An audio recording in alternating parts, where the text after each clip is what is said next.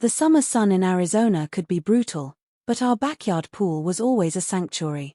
That afternoon, I was floating on a pink inflatable lounger, eyes half closed, the smell of chlorine and sunscreen mixing with the sound of birds chirping in the trees.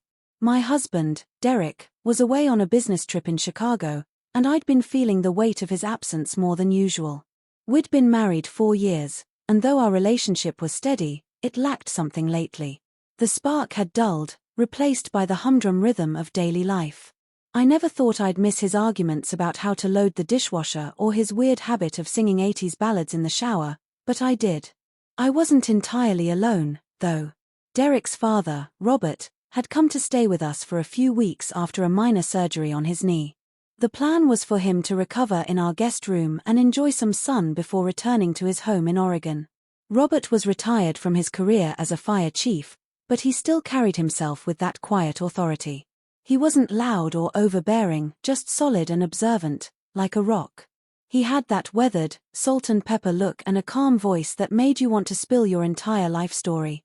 That day, he was sitting in one of the lounge chairs near the pool, sipping iced tea and flipping through a mystery novel.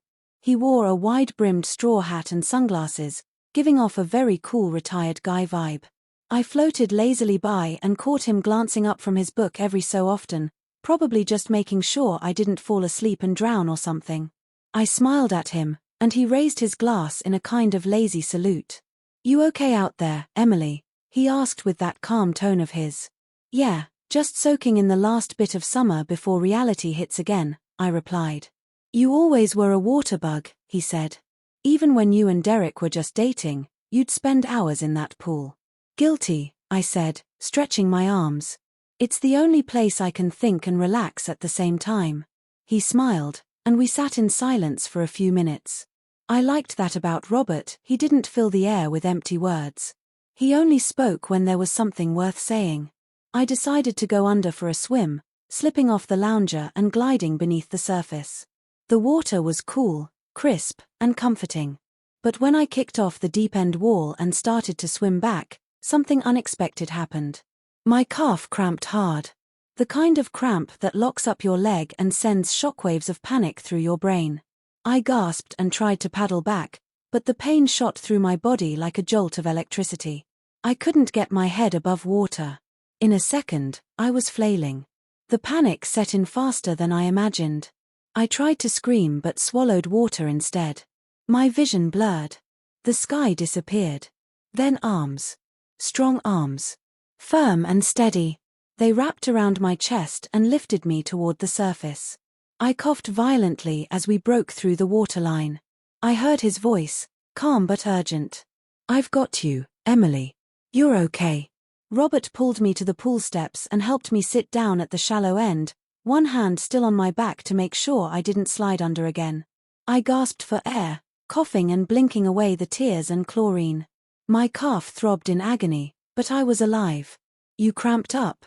he asked, already knowing the answer. "Yeah," I whispered. "Bad one."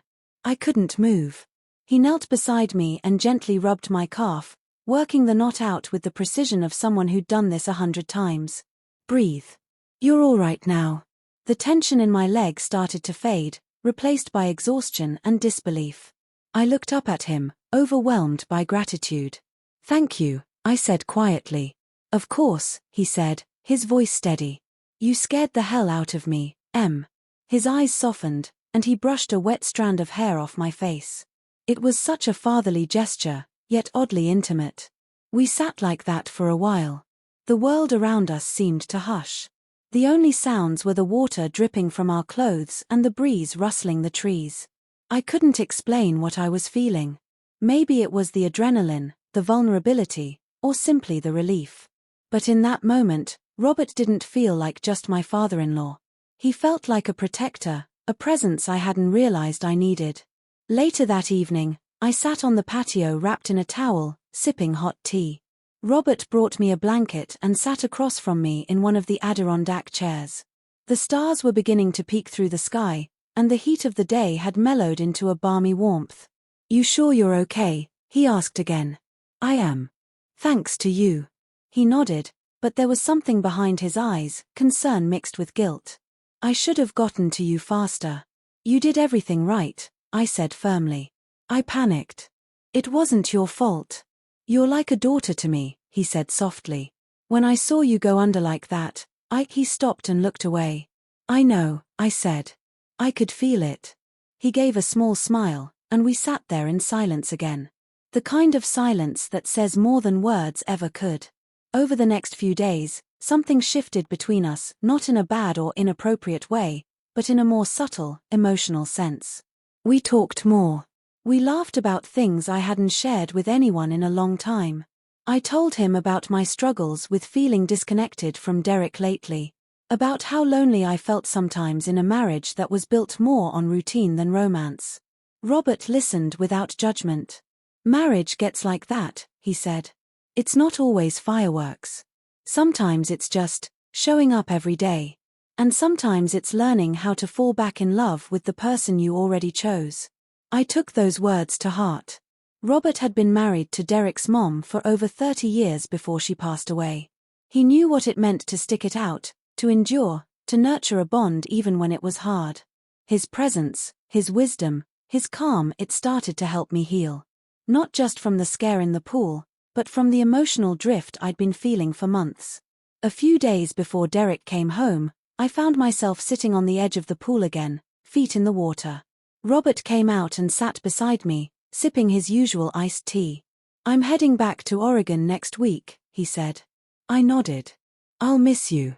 I'll miss you too, Emily. We sat in silence, watching the light reflect off the water. Thank you again, I said. Not just for saving me that day. For everything. For seeing me.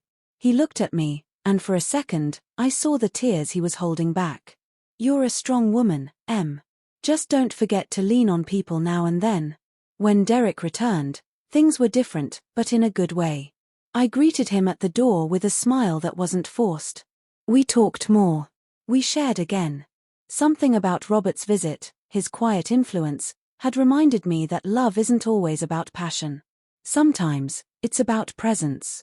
About being there when someone needs you most. And